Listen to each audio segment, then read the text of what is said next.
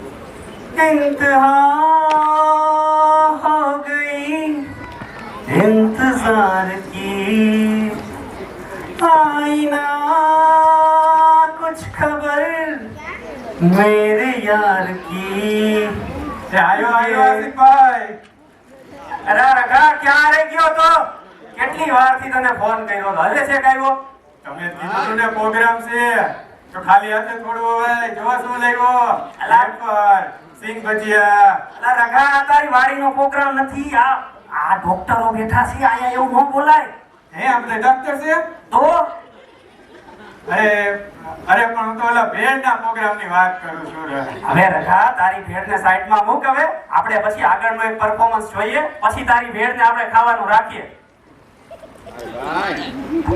So next performance is Kavya Popat singing. હે આસિફભાઈ આ બાબલું શું ગાવાનો છે?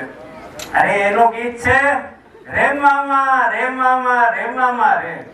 આ વાસો હમણાં વેકેશન પૂરું થયું છે ને બસારો મામા જાત તો આવે વેકેશનમાં મામા ઘરે જાવ.